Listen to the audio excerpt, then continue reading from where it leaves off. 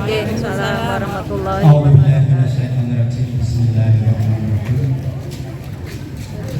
Allahumma salli wa sallim ala Muhammad wa ala alihi wa ashabihi wa man tabi'ahu bi ihsan. Ibu Bapak, mari kita buka pengajian remaja suratul Fatihah bersama-sama. Al-Fatihah.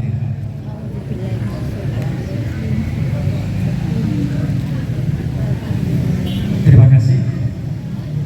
Ibu Bapak yang dirahmati oleh Allah, alhamdulillah pada pagi hari ini kita diberi waktu, diberi kesempatan oleh Allah sehingga kita bisa mengikuti pengajian pada pagi hari ini.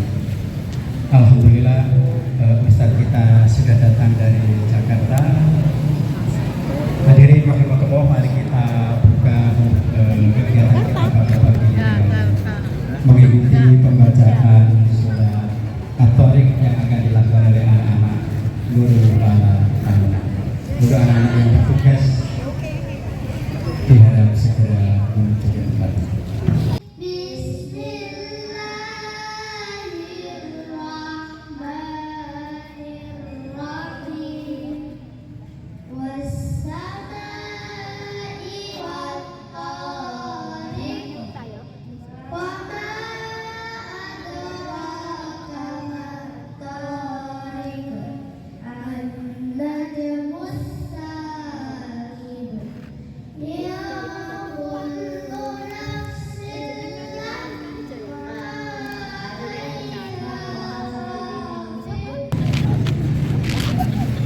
Assalamualaikum warahmatullahi wabarakatuh.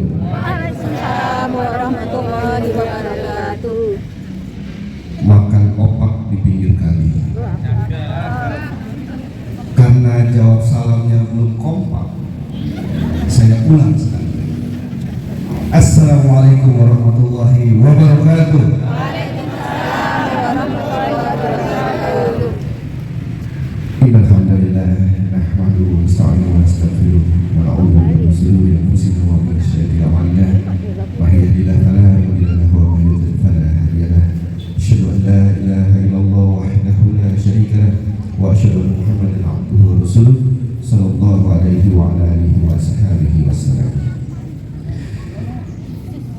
Sehat Bapak Ibu?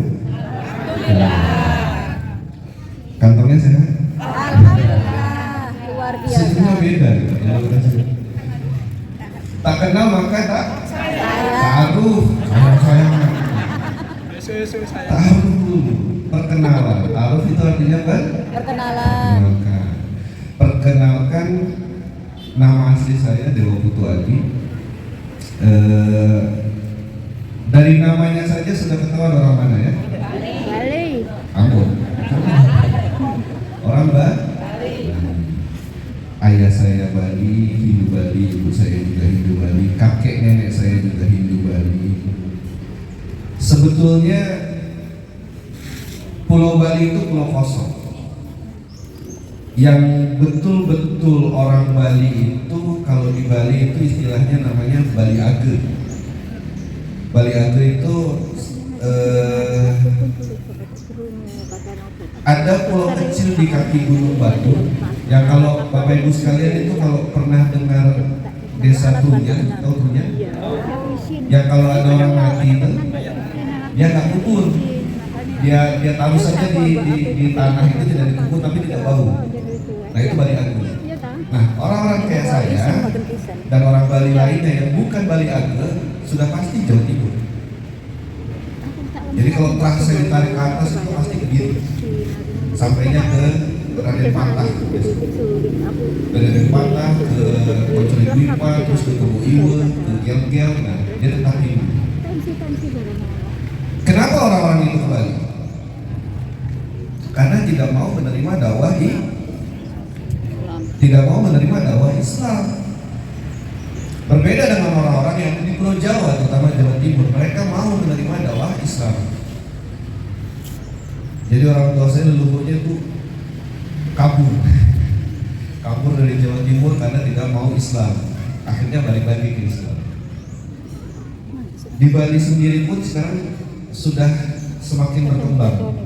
Islam itu dulu hanya mungkin 20%, 24%, sekarang sudah hampir 40%. Alhamdulillah. Harapan saya yang Bali bisa Islam semuanya, insya Allah. Dan di Bali itu semua berdasarkan adat istiadat. Adat istiadat yang kuat. Jadi kita dari kecil itu diajarkan semua secara adat Bali seperti apa. Kalau dibilang Hindu pun juga sebetulnya tidak. Kalau Bapak Ibu sekalian tahu hari raya Hindu apa aja? Galungan, Kuningan, Saraswati, Nyepi. Banyak. Tapi nggak ada satu hari raya pun yang dirayakan di Bali oleh umat Hindu dirayakan di India. Nggak ada. Begitupun hari raya Hindu yang ada di India tidak dirayakan di Bali. Kenapa berbeda? Jangankan India, Bali dengan Tengger saja beda. Tengger ya? Oh salah. Tengger. Dengan yang di Lombok pun beda. Dengan yang di Lampung beda. Dari situ saya berpikir, kalau semuanya berbeda, terus yang betul yang mana? Tadi Bapak Ibu sholat subuh? Iya, masa katek Pak? Dua. Saya tinggal di Jakarta juga sholat subuhnya 2 rakaat. Saya pernah tinggal di Australia juga, di Australia sholat subuhnya 2 rakaat. Gak ada di Australia dingin, 1 rakaat aja gak ada. Dan semua pakai bahasa jangan mentang-mentang di Jawa gitu, walet dolin, injil, gak ada. Semua sama. Itu bedanya Islam dengan agama yang lain.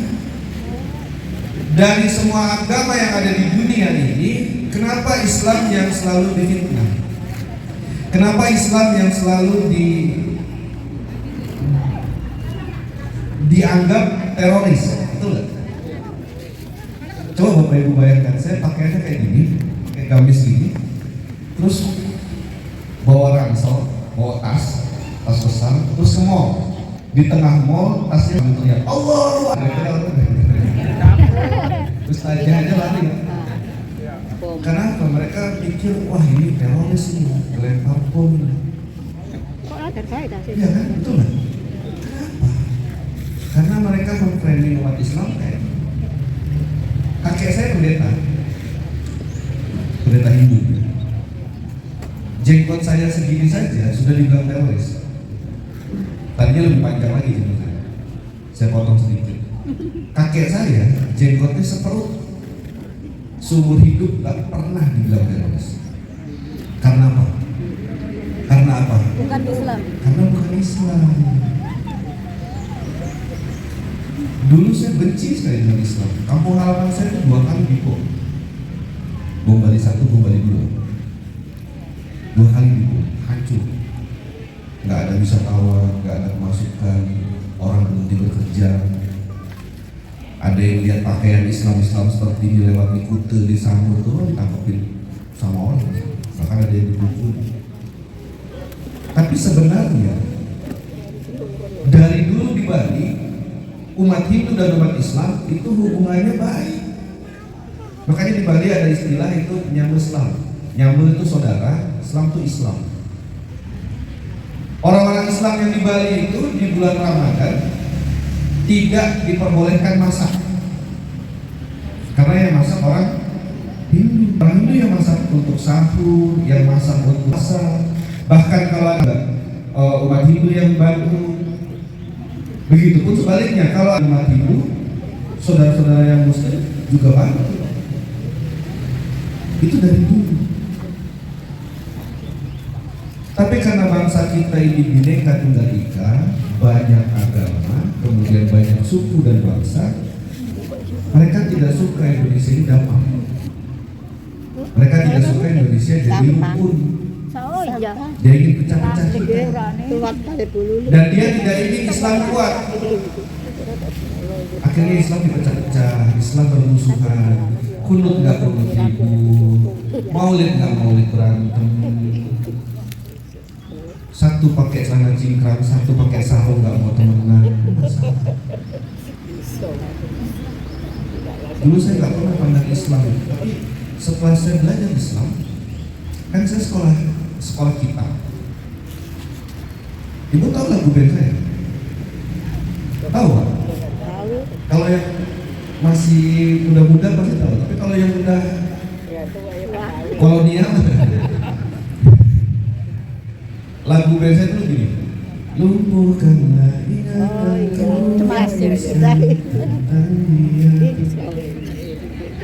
lagu muda tadi. Saya banyak bikin lagu. Sekarang dulu pekerjaan saya tuh bikin lagu.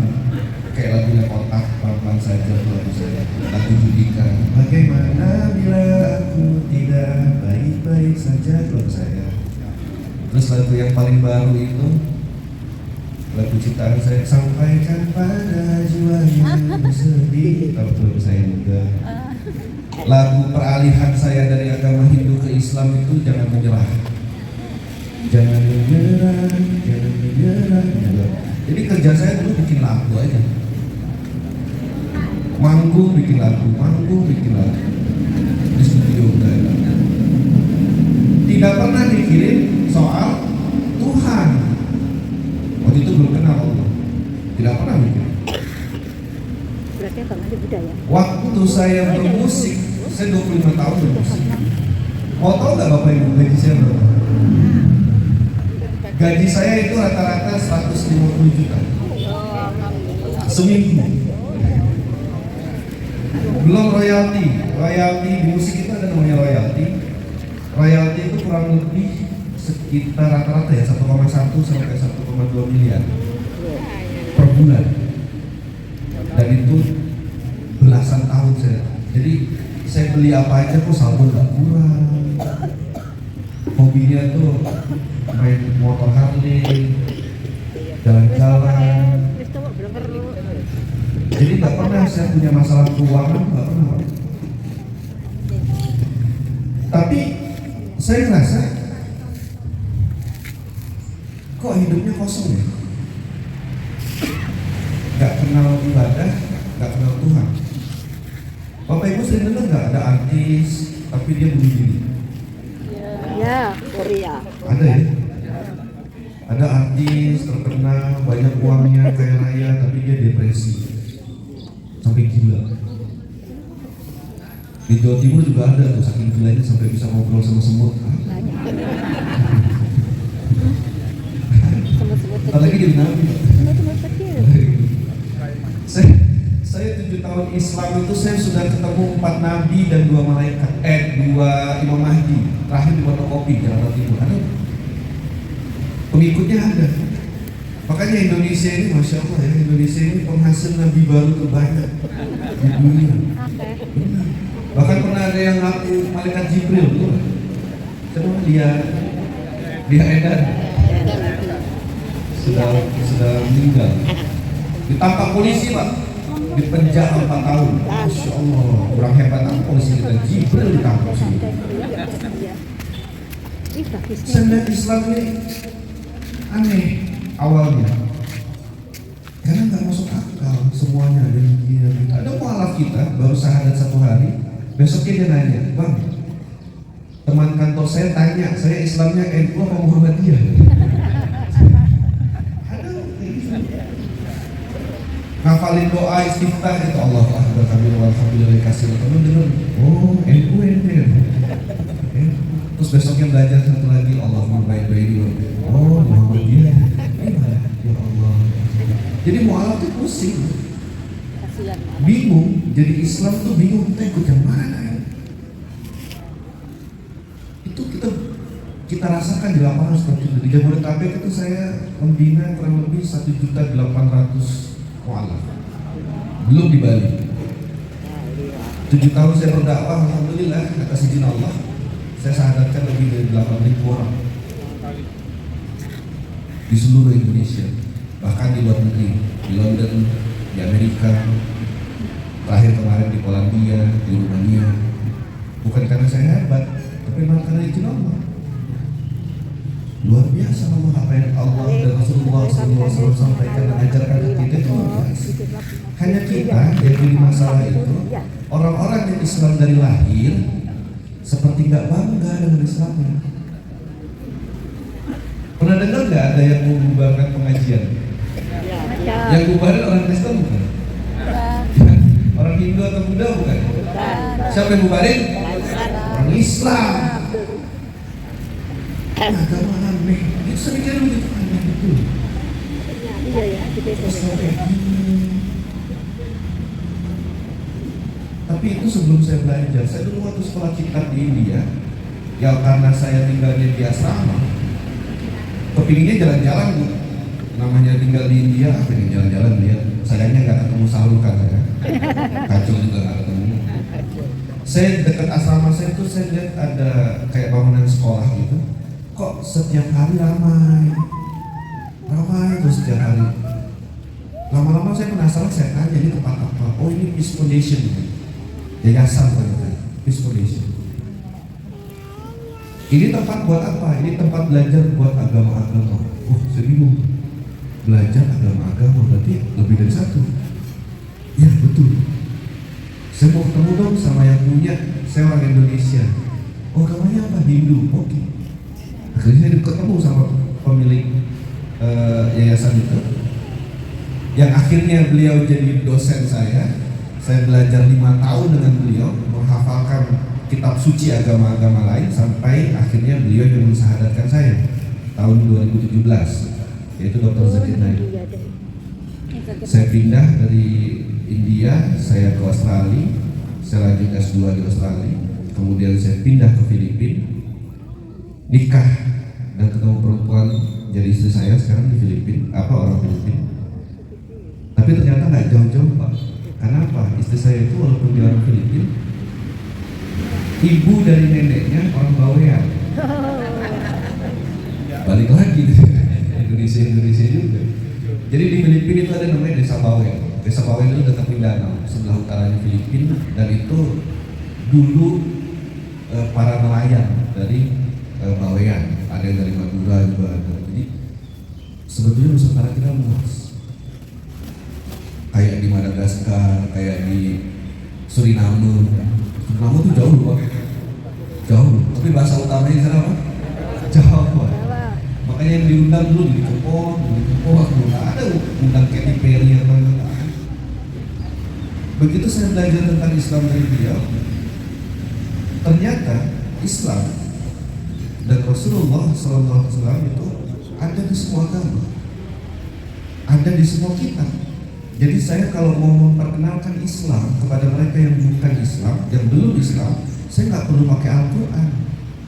Saya pakai kitab mereka. Apa agama mereka? Katolik, ada di kitabnya. Protestan, ada di kitabnya. Hindu, ada di kitabnya. Jadi nggak usah pakai Al-Quran. Kenapa? Karena mereka nggak beriman dengan Al-Quran. Jadi saya jelaskan saja apa yang ada di kitabnya. Insya Allah dia akan ketemu tentang Islam, dia akan ketemu tentang Rasulullah SAW. Kemudian saya pindah ke Bekasi. Saya bilang sama istri kita, nggak usah cari rumah besar-besar, rumah biasa saja yang penting cukup buat kita. Yang penting dekat masjid. Saya bilang penting dekat masjid. Ketemu.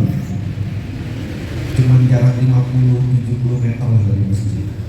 Dan lagi-lagi Allah sayang sama saya. Kenapa saya bilang sayang sama saya? Ternyata 3 rumah di samping rumah saya itu rumah seorang ustaz yang sampai sekarang jadi guru saya.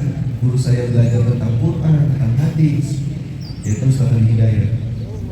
Hafalan Quran dengan beliau, Masya Allah.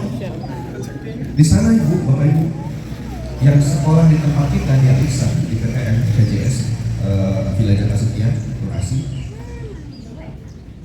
Itu anak umur 5 tahun, 7 tahun. Dan tidak, nah, lucunya gini kalau ngetesnya. Buka halaman 125. Baca halaman sebelah kanan, ayat paling atas. Ayat apa itu? Ayat nomor berapa? Surat apa? Mundur 22 halaman. Halaman sebelah kiri, baca ayat paling bawah, ayat apa itu? Nomor berapa? Surat apa? Bisa. Dulu saya pusing sekolah di sana, belajar di sana. Al-Fatihah setiap hari kita baca, betul Pak? Betul ya? Bisa nggak baca dari bawah ke atas? Mereka bisa. Dari bawah ke atas, dari tengah ke bawah, terus dari ke atas, bisa. Karena metode di tempat Ustaz Adi itu pelipatan 5 Pak. Jadi kalau mau menghafalkan Quran itu pelipatan 5, 10, 15, 20 contoh. Misalnya ditanya Al-Baqarah ayat ke-6, itu yang kita ingat 5 dulu. Ulaika ala hudan min rabbihim wa ulaika humul muflihun. Kita tahu 6-nya, tahu 4-nya, ingat 7-nya. Sama ditanya 11, 12, 9, dan kita ingat 10-nya. Fi qulubihim maradun. Seterusnya gitu. Nomor surat juga begitu. Saya kalau nanya isi kajian di masjid, saya suka bikin kuis. Saya bilang gini, siapa yang tahu surat nomor 114? Ada tahu? Anas. Karena banyak yang nggak tahu, jebakan aja. Saya sering nanya, siapa nama ayahnya Umar bin Khattab? Khattab. Khattab, tapi itu. Iya, itu umat Islam nggak tahu Pak. Siapa ayahnya Umar bin Khattab? Harus disebut. Utsman bin Affan, siapa ayahnya? Pak Afan. Itu Bu, Bapak Ibu sekalian, kondisi umat Islam dan generasi Islam saat ini. Mereka Islam tapi tidak paham tentang agamanya, tidak paham tentang Islam. Kemudian yang hilang dari umat Islam saat ini adalah adab dan akhlak. Adab istri sama suami, adab suami sama istri, adab anak sama orang tua. Pernah dengar nggak ada anak bunuh ibunya gara-gara nggak dikasih uang jajan 5.000? Sedih dan kita dengarnya kayaknya udah biasa ya. Padahal itu paling sedih. Anak bunuh ibunya ada bapak menghamili anaknya itu gimana? Sudah hilang. Saya tanya, ibu mau masuk surga? Mau. Jawab yang keras. Ibu mau masuk surga? Mau. Kalau ibu mau masuk surga, mau masuk surga bersama bidadara atau bersama suami? Suami. Yang kayak Bapak? Masuk surganya mau sama istri atau bidadari? Enggak punya anak. kan bidadari ya. Istrinya mau sama suaminya sama bidadari. Saya suka bilang ini, Bapak, nanti kalau Bapak masuk surga, ratu bidadarinya tuh istri. Hah? Maksudnya lagi? Ya, tenang Pak, nggak nyebut kayak begini. Luna Maya lewat. Saya suka ditanya gitu sama jamaah saya gitu, Bang, selama ini berdakwah, bahkan saya pulang dari Jawa Timur ini, saya lanjut lagi ke Lombok, ke Makassar, ke Mamuju, Majene, Gorontalo. Wilayah dakwah saya itu wilayah timur, makanya sebetulnya di Jawa Timur saya nggak terlalu dikenal, karena saya punya pemetaan sendiri terhadap dakwah saya.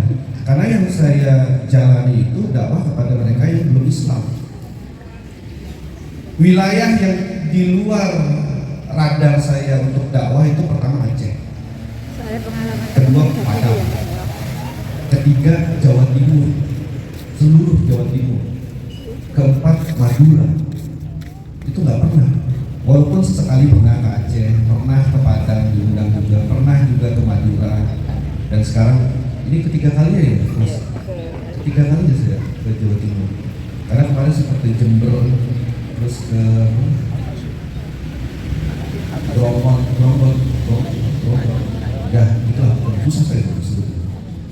Karena saya nggak pernah, orang-orang di Aceh, di Padang, Jawa Timur, Madura itu imannya cuma kuat sebetulnya kuat. Tapi ternyata ada masalah juga. Masalahnya di mana? Generasi muda umat Islam. Parah. Karena anak muda sekarang itu sudah punya setannya masing-masing. Apa itu? HP. Yang jawab itu pelakunya. Handphone. Anak muda sekarang itu gerakan joget TikToknya lebih sempurna daripada gerakan Islam.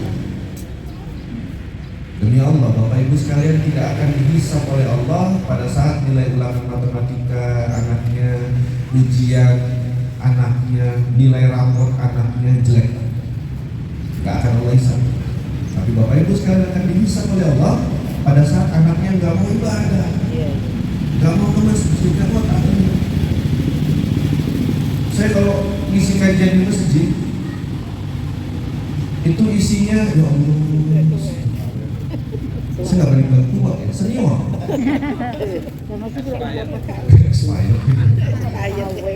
Mana anak mudanya? Oh di alun-alun, oh di kafe kopi, oh lagi pacaran.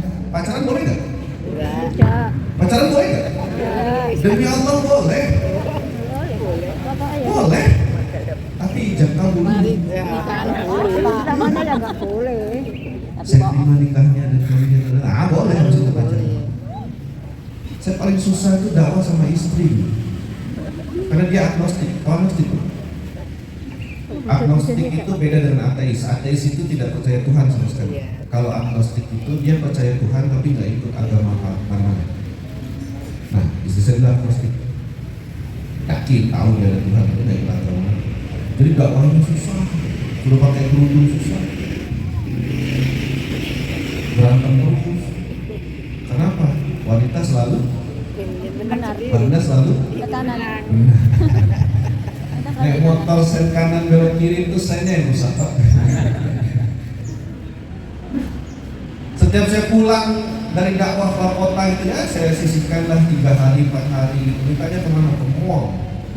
Oh belanja. Jadi di rumah saya itu ada satu ruangan itu isinya tuh barang-barang mahalnya dia, sepatu, tas, segala macam. Pak, kita punya sepatu 2 pasang banyak apa sedikit? Banyak. Itu pun masih jebol yang dicari ya Pak. Tukang perempuan nggak bisa. Oh Allah. Istri saya tuh kalau udah ngasih kode gitu, lucu, terus beli. Kalau enggak saya tuh di garasi. Ya, lucu ya, padahal rumah saya beli. Kenapa dia marah saya di luar? Kalau jalan ke mall gitu nemenin dia saya gandeng. Orang biasa nanya, Bang Dewa mesra banget sama istri. Bukan mesra, kalau nggak saya gandeng, dia masuk kokosan, terus demi namanya satu, jangan dilepas. Itu setiap saat selalu ingin menyenangin dia aja. Karena pas saya tinggal itu sama saya ada kecil, ada 3 anak saya, laki-laki, perempuan, 7 tahun, 5 tahun, 4 tahun. Mukanya kayak Korea semua dulu mamanya. Makanya kalau saya jemput anak sekolah tuh gurunya bilang, mau nyulik apa ya? Gak sama bapak. Anak saya putih muda. Kalau saya juga putih tua tuh. Jadi kalau berantem dakwah sama istri tuh, masya Allah, kayak dulu gak mau. Sudah di rumah saya sudah. Kalau mau kondangan berantem, dia keluar bawa baju bawa baju 2, warna merah sama warna biru. Dia tanya, pakai yang mana? Kan dia nanya ya, kan kita jawab. Yang biru aja, tapi yang merah keren Pak, kurang ajar. Dia nanya tuh lawan sendiri, berantem itu cuma gara-gara baju biru sama merah. Terus saya 3 aja keluar depan teras, saya tungguin 2 jam keluar bajunya hijau. Gak pernah, ya Allah. Saya tuh sabar. Tapi guru saya itu selalu bilang, kamu tuh harus baik-baikin istri seperti Rasulullah itu suami yang paling memuliakan istri. Jadi ngambil hati istri itu gampang, dipuji. Bilang Masya Allah, cantik betul, laksana terus Padahal iblis sudah baru bangun gitu. Masya Allah istriku, aroma nafasmu seperti bunga mawar. Pak, mana ada Pak? Baru bangun tidur Pak, aroma nafasmu. Tapi senang nggak senang? Dia tahu bohong. Senang.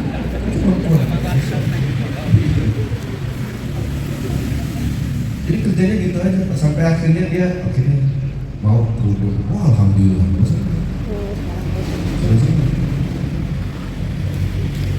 Giliran saya jalan keluar, berdakwah di luar, ketemu masalah banyak.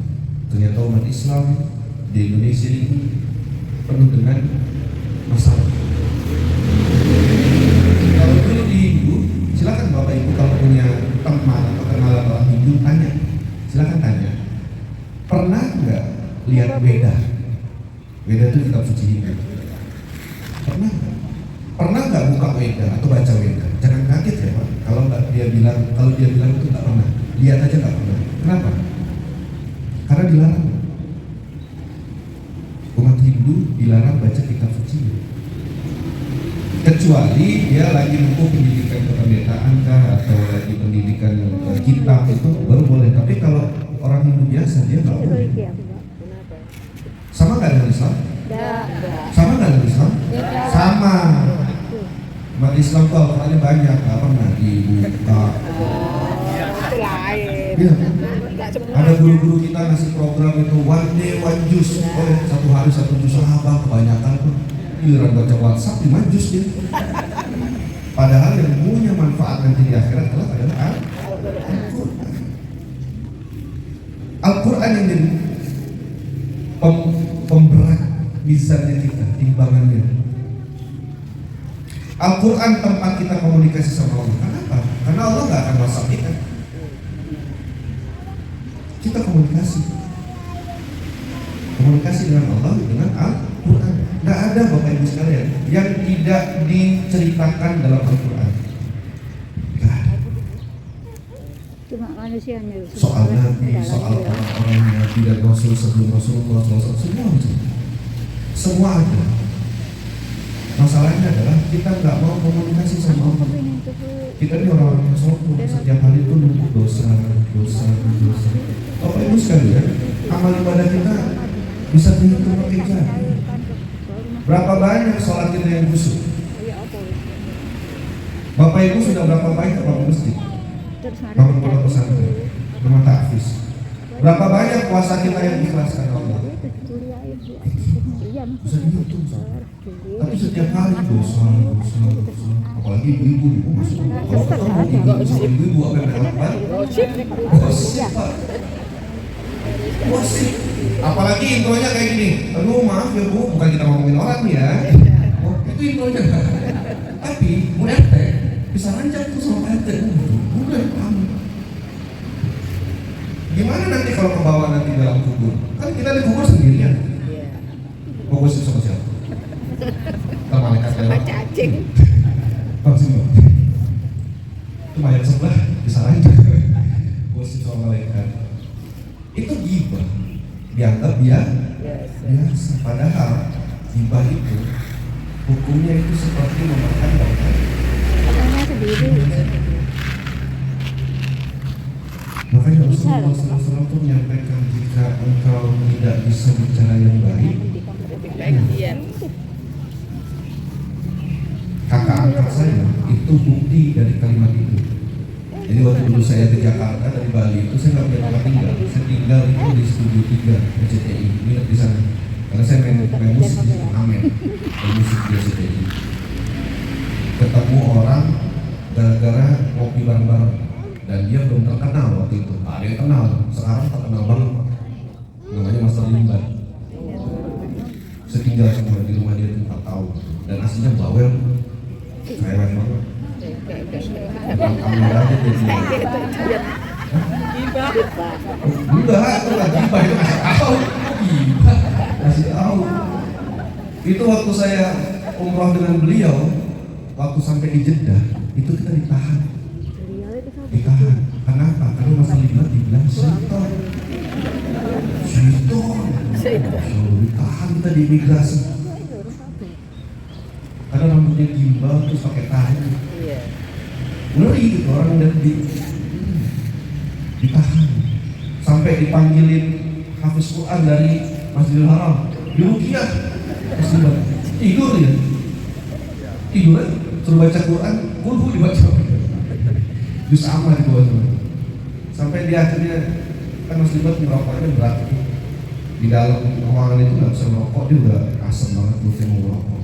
Dia bilang sama petugasnya ngasih HP itu bahasa Inggris itu, I'm Indonesian artist, dikasihnya video-video dia cerita iya pas pulang maksudnya tadinya saya itu naik kelas Dajjal.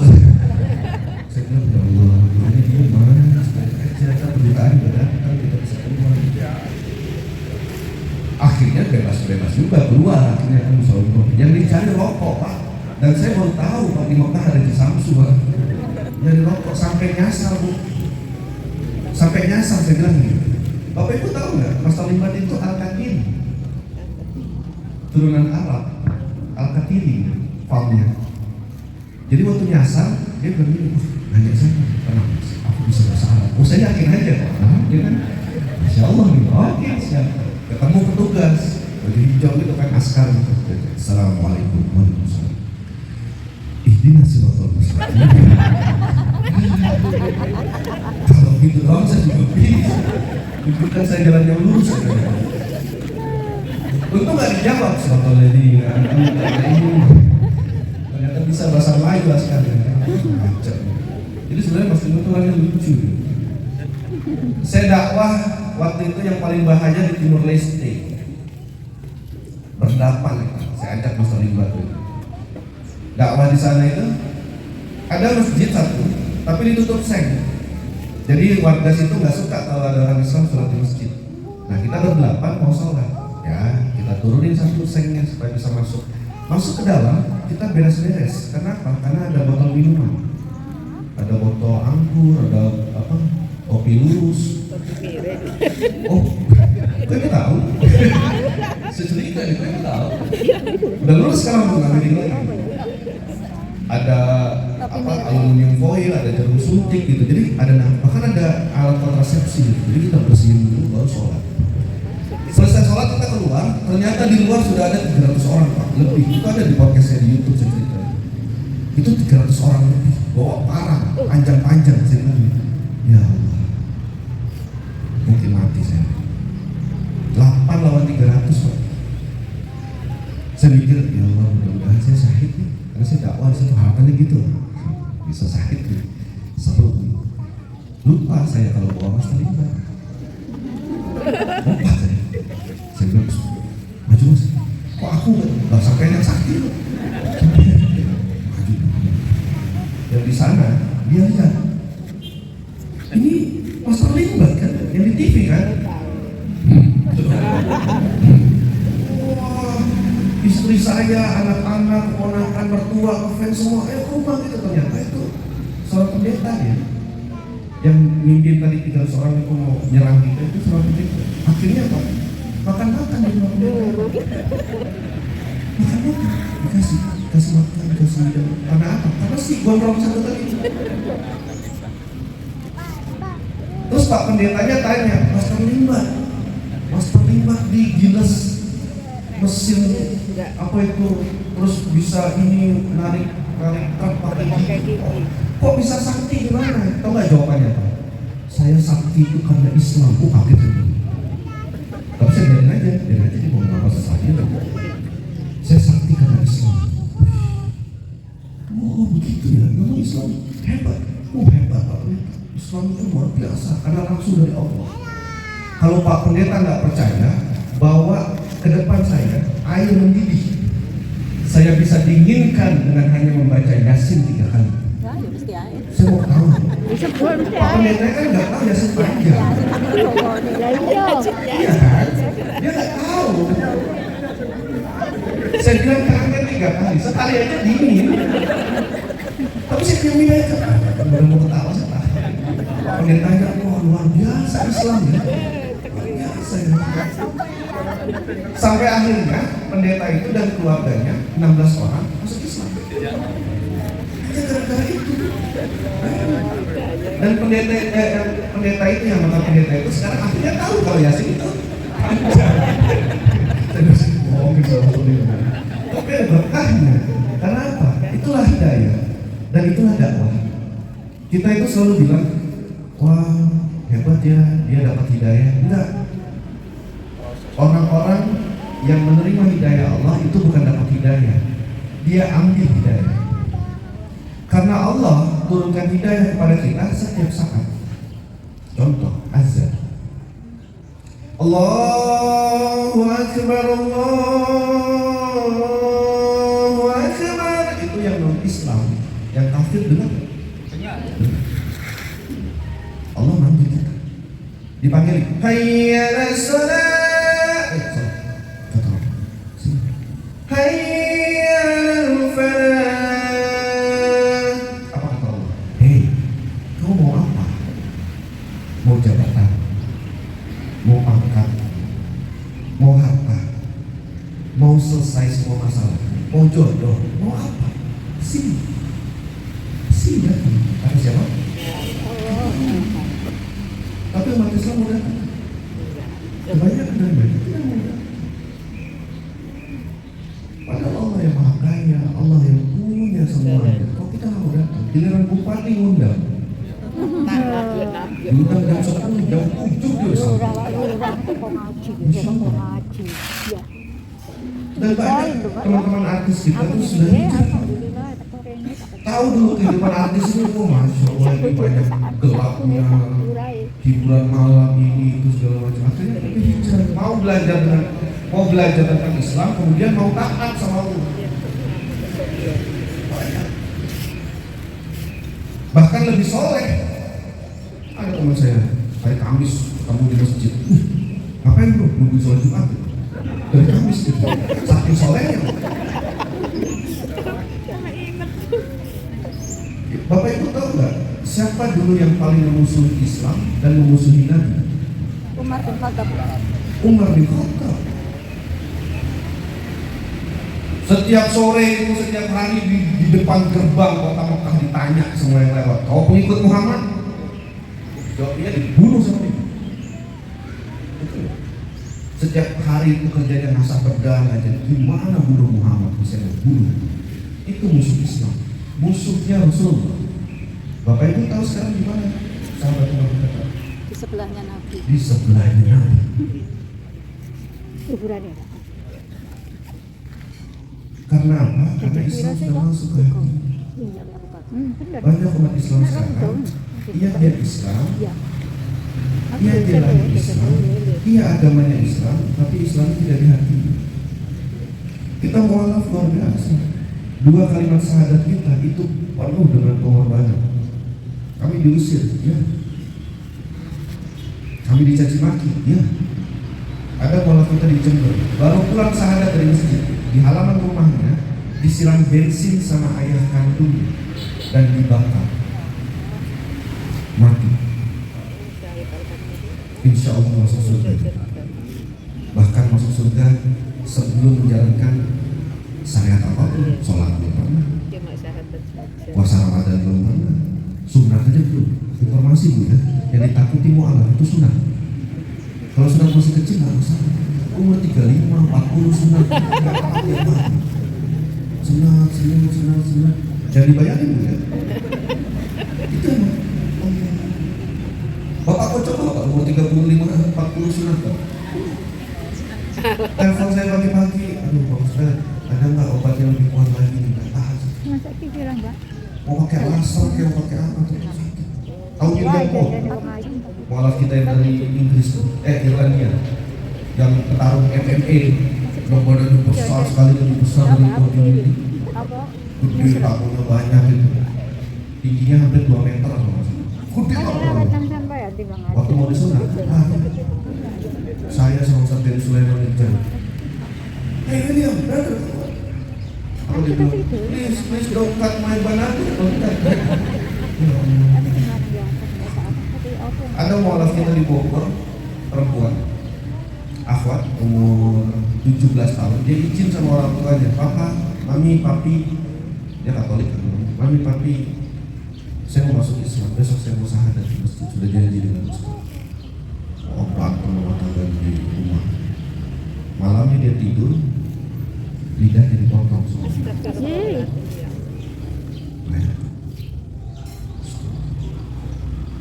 Bapak Ibu sekalian lahir dari Islam, orang tuanya Islam, lingkungan yang keluarga Islam. Kenapa belum mau mengenalkan Islam dan dakwahkan Islam? Banyak di luar sana. Banyak muslimah kita yang belum berkerudung, ayo dakwah. Tapi ingat, dakwai dengan lemah, jangan kasih.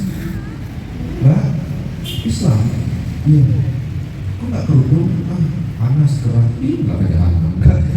Begitu caranya, mau Islam dengan Islam. Tapi balik lagi dipuji, Masya Allah, cantik betul. Sebentar Mbak ya, kayaknya di mobil ada punya istri saya ini di mobil. Sebentar ya, tunggu sebentar ya. Saya ambil dulu. Kalau kata istri itu kalau orang Bekasi bilang kerudung ceplok, tinggal pakai ini fotoin. Masya Allah, cantiknya jadi 10 kali. Senang dengan rokok tuh. Ibu ya, laki-laki kalau mau selfie itu begini, rata-rata ini handphone ini paling naik alis satu, cekrek selesai. Perempuan tidak kalian tujuannya ini dibilang cantik. Saya punya pengajian khusus perempuan di Tangerang. Itu saya kasih nama Universitas Lulusan Ibu Rumah Tangga. Awalnya 16 orang, sekarang 400 lebih. Dan saya ngisi itu sebulan 2 kali, sekali ngisi 4 jam. Dan itu tuh masih bilang, Ustaz, lanjut katanya. Saya bilang pembunuhan berencana. Saya baru keluar dari luar kota, 4 jam masih bisa terus lagi. Itu awal-awal ngisi pengajian di situ, Bu, mata saya sakit. Kenapa? Warna-warni. Aduh, kok perih sekali mata saya. Mata biru, pipi kuning, bibir merah. Saya bilang, oh, jadi kenapa kayak barongsai saya? Bapak Ustaz kan cantik, nggak cantik bukan sombong saya. Karena istri cantiknya untuk suami, bukan untuk orang lain. Dulu zaman sahabat, zaman tabi'in, istri itu kelakuannya kayak gini. Dia tunggu suaminya pulang. Dia dengar suaminya sudah di depan pintu, lari ya. Ngapain? Masuk kamar? Dan pakai minyak wangi, bersolek, biar apa? Biar cantik. Dia sambut suaminya. Ada bawaan suaminya dibawa, ditaruh, dikasih duduk di meja makan, dihidangkan makanannya. Nah, sebelum dihidangkan, mau tahu nggak apa yang istrinya kerjakan? Sebentar, dia ke belakang, dia ambil cambuk, dia kasih ke suaminya. Apa dia bilang? Wahai suamiku, kalau hari ini ada perkataanku, ucapanku, kelakuanku membuatmu marah atau membuatmu kesal, atau bahkan masakan yang ku masak ini tidak membuat kamu selera makan, itu nggak enak, cambuk kamu. Istri zaman dulu. Sekarang Masya Allah, suami pulang, Assalamualaikum, istrinya pakai daster, masker bohong, pakai timun di dia, matanya, Assalamualaikum, benar. Ada makanan, bikinin makanan, bapak pulang. Dicobain asik, wah kok kasihan, masak sendiri, gak bagus masak, bawel banget, udah makan aja.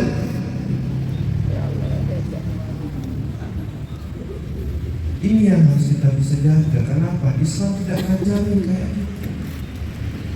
Islam itu rahmatan lil alamin. Istri baik sama suami, suami baik sama istri. Anak menghormati orang yang lebih tua, orang tua juga menghargai anak yang lebih muda. Sama tetangga. Kalau di Jakarta, itu tetangga ribut. Tetangga sendiri berantem, sudah hidup belasan tahun, masih berantem.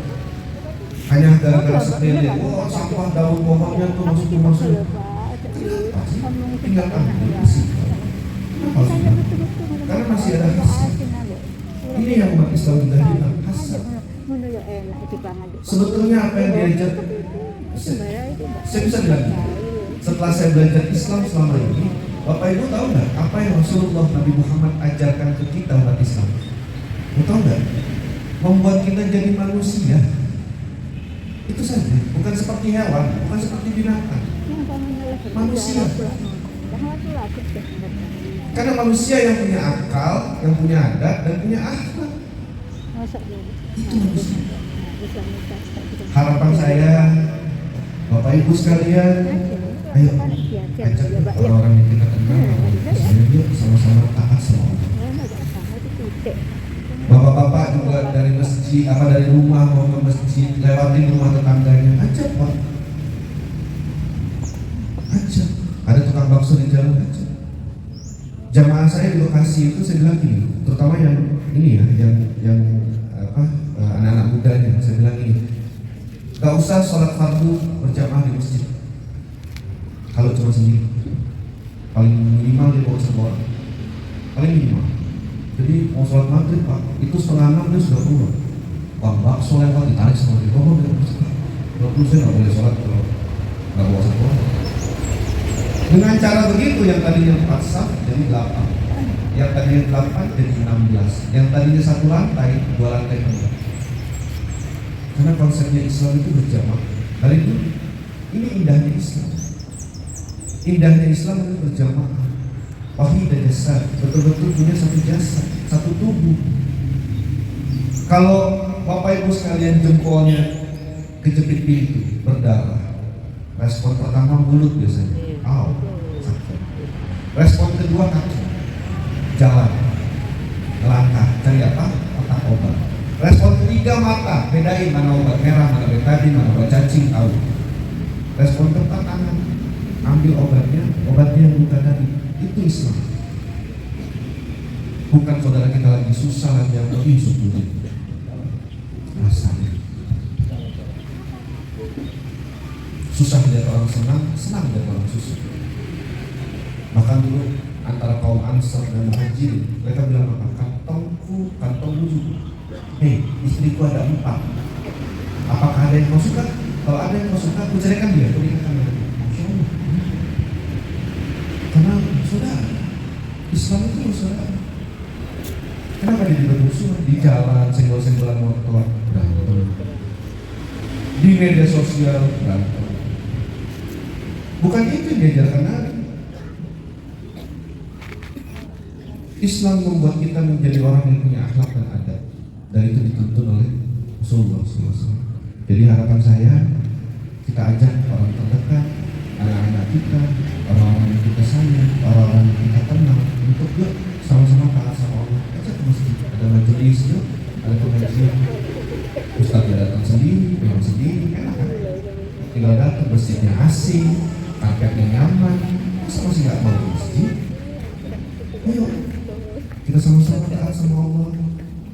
Supaya apa? Supaya nanti bisa jadi tetangga-tetangga di surganya Allah. Mau? Terakhir saya tutup dengan cerita. Buat saya ini cerita yang seru, lucu, tapi maknanya luar biasa. Ini kisah 2 sahabat Nabi, Salman Al-Farisi dengan Abu Darda. Tahu? Kenal? Kalau kenal luar biasa, berdoa. Bertemu sahabat Rasulullah SAW, Abu Darda dan Salman Al-Farisi. Assalamualaikum saudaraku, Abu Darda. Waalaikumsalam warahmatullahi wabarakatuh, saudaraku Salman. Bagaimana kabarnya? Aku rindu padamu. Mereka saling cinta kepada Allah. Habis itu sahabat Salman Al-Farisi bilang kepada Abu Darda, wahai saudaraku Abu Darda, aku butuh bantuanmu. Kaget Abu Darda. Hah? Bantuanku? Nyawaku pun kau pinta aku beri.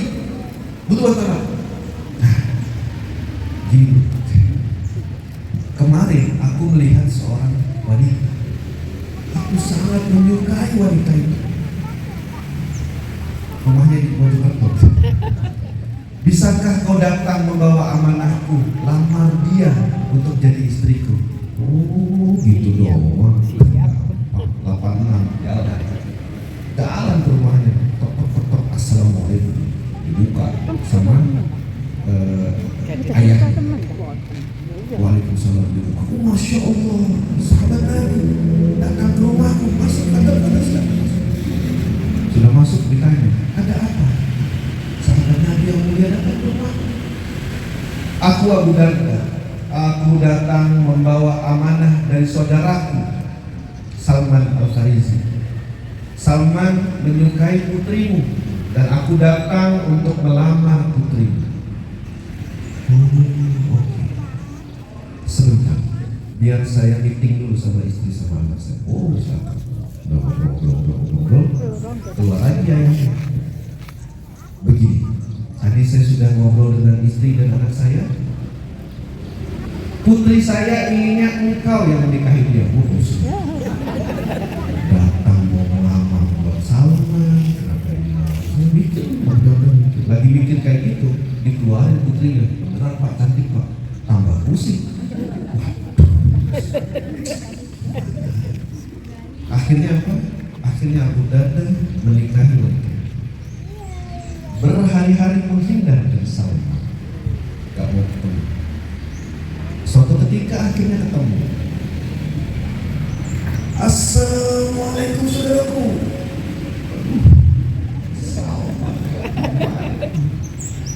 Waalaikumsalam warahmatullahi wabarakatuh. Kemana saja? Aku menunggu kabar darimu. Susah makan, susah minum, susah tidur. Kayak lagu ya. Menunggu kabar darimu. Gimana? Apa lamaranku diterima? Gini, sebelumnya aku minta maaf. Maaf? Kau tak ada salah denganku. Buat apa minta maaf? Maafkan aku sudah datang ke rumah wanita yang engkau maksud. Aku sudah bicara dengan ayah. Tapi wanita itu inginnya aku yang menikahi. Maafkan aku sudah menikahi. Teriak Pak Salman, Allahu Akbar. Aku yang minta maaf. Kenapa engkau yang minta maaf? Maafkan aku, karena aku sudah mencoba melamar wanita yang sudah Allah tentukan menjadi istri. Ada di Mojokerto?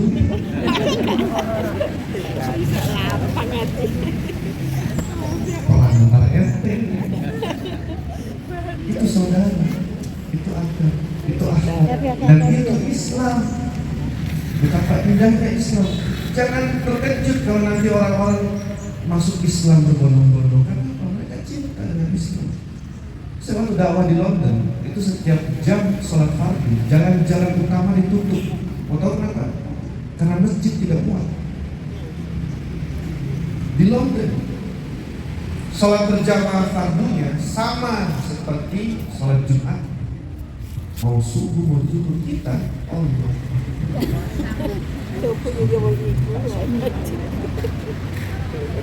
Bang, bangun bang, sholat subuh, antar aja sekalian zuhur. Lah, bisa begitu.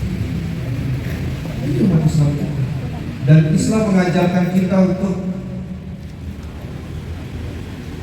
punya kebahagiaan kepada siapapun. Makanya saya bilang, saya masuk Islam diusir keluarganya, diusir dari baliknya, tidak dianggap anak baliknya, tapi luar biasa. Allah datangkan banyak saudara-saudara saya. Saya setiap kemana pun saya ketemu saudara-saudara saya luar biasa. Saya itu Allah SWT. Dan Allah juga sayang sama Bapak Ibu semua. Asalkan kita mau datang sama Allah, mau minta sama Allah. Karena kita umat Islam ini kadang-kadang dia minta sama Allah, dia berdoa sama Allah, tapi seperti gak yakin sama Allah. Kalau di Bekasi itu ada pantunnya, burung tekukur, burung garuda, dikabulin syukur udah ya udah. Iya banyak Pak, teman-teman saya sholat berjamaah habis salam assalamualaikum pergi. Dia tadi besoknya salam. Saya gerah dengan kok dia gak ada doa, gak ada zikir. Lama saya tanya, bro, tiap hari kita sholat berjamaah, kita habis salam langsung pergi gitu aja, nggak doa dulu. Nah, doa yang kemarin aja belum dikabulin. Ini umat Islam kita. Dia minta sama Allah, dia berdoa sama Allah, tapi nggak yakin sama Allah. Bapak Ibu sekalian, Allah akan kasih sama kita apapun yang kita minta. Kita nggak minta saja Allah kasih. Apalagi kita minta. Kenapa nggak mau minta sama Allah? Terakhir saya kasih tips. Guru saya, Ustaz Ali Hidayat pernah kasih tips ini. Kalau kau minta sesuatu kepada Allah, beri tanda kepada Allah bahwa engkau yakin Allah akan kabulkan. Saya ulang, jika kau minta sesuatu kepada Allah, beri tanda kepada Allah bahwa engkau yakin Allah akan kabulkan. Saya kasih contoh. Jamaah saya ada satu, dia ya bukan pengangguran, dia kerjanya serabutan gitu. Calon ya, biasanya calon ada yang mau jual rumah, jual maklar, ada jual rumah, jual tanah, jual istri, gitu. Jual maklar itu saya berbasi. Pokoknya dia dapat apa namanya? Dapat duit, dapat untung dari dia bantu jual kayak gitu. Jadi kerjanya kayak gitu aja. Dan dia sudah berbulan-bulan punya doa satu. Dia ingin punya motor, dan spesifik dia maunya motor NMAX. Buat dia itu mahal. Mau secondnya di Jakarta itu mahal. Lalu dia datang ke pengajian saya. Saya bilang seperti tadi, kalau kau ada minta sama Allah, beri tanda kepada Allah bahwa engkau yakin Allah akan kabulkan. Habis saya ceramah kayak gitu, besoknya dia pamer. Dia beli helm baru. Saya bilang gini tuh, ini orang udah datang motornya, dia beli helm dan gitu. Ini dapat motor kan? Belum Ustaz. Nah itu helm baru buat apa? Nah, kan Ustaz kemarin ceramah. Saya sudah berbulan-bulan minta motor NMAX sama Allah. Ustaz bilang, kasih tanda ke Allah, kalau engkau yakin Allah akan kabulkan mintamu. Ya saya beli helm, 200.000. Lumayan nih Ustaz, duitnya cuma ada segini, 200.000. Saya mau kasih tanda sama Allah, saya yakin motor saya akan datang dan Allah akan kasih. Saya beli helm. Benar Bu, 2 minggu kemudian ada yang ngasih dia motor NMAX. Allahu Akbar. Apa yang susah buat Allah? Gak ada. Yang susah itu kita, susah minta, gak yakin sama Allah. Mudah-mudahan kita akan jadi orang-orang yang selalu dijaga hidayahnya, orang yang selalu bersyukur atas semua yang Allah berikan, atas semua yang sudah kita nikmati. Jadi orang-orang yang mau menolong orang lain, karena kalau kita tolong orang lain maka Allah akan tolong kita. Saya ulang, kalau kita tolong orang lain Allah akan tolong kita. Dan insya Allah mudah-mudahan jika nanti waktunya kita habis, Allah matikan kita, umur kita habis, semoga kita dimatikan dalam keadaan seperti taat-taat sama Allah. Dan saya doakan mudah-mudahan Bapak Ibu sekalian akan jadi tetangga-tetangga dari surga Allah. Maafkan kalau saya ada kurang, ada salah, ada kekeliruan. Kalau ada kelebihan nggak apa-apa, bawa pulang aja, bisa dibagi. Mudah-mudahan saya bisa datang ke Mojokerto lagi. Karena malam ini saya harus pulang, makan saya selamat. Karena pesawatnya bukan saya nyetir, jadi saya nggak tahu sampai itu. Mudah-mudahan selamat sampai Jakarta, dan mudah-mudahan itu bisa kembali lagi. Amin. Subhanallah wa bihamdihi, asyhadu an la ilaha illallah, astaghfiruka wa atubu ilaik. Assalamualaikum warahmatullahi wabarakatuh. Waalaikumsalam warahmatullahi wabarakatuh. Ya.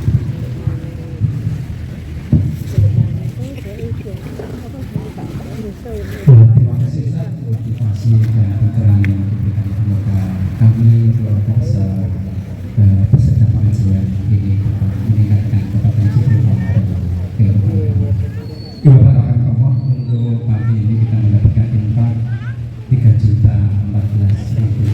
3.014.000 yang akan disampaikan oleh Ananda Wildan dari Madrasah Baitul Muhammadiyah Purworejo, Mojokerto. Dan mari kita tutup pertemuan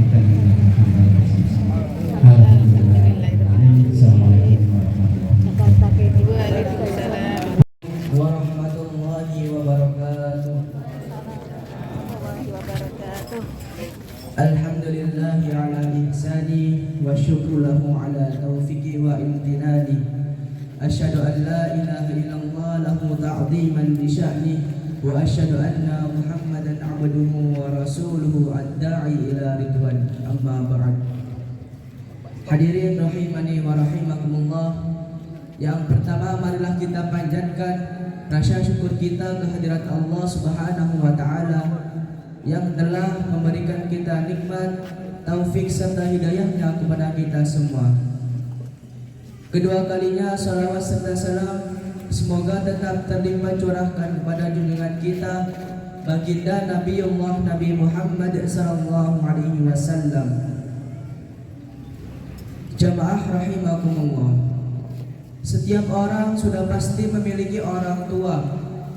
Orang tua kita yang sudah bekerja keras membesarkan kita, memberikan kehidupan kepada kita dan pendidikan yang layak untuk kita semua. Oleh karena itu, izinkanlah pada kesempatan yang berbahagia ini saya untuk menyampaikan kultum yang bertemakan pentingnya berbakti kepada orang tua. Hadirin rahimani wa rahimakumullah. Allah Subhanahu wa taala mewajibkan kepada semua anak untuk selalu berbakti kepada orang tuanya. Perintah untuk berbuat baik kepada orang tua sudah Allah cantumkan, sudah Allah tuliskan di dalam Al-Quran surah Al-Isra ayat 23 yang berbunyi, A'udzu billahi minasyaitonir rajim. Bismillahirrahmanirrahim.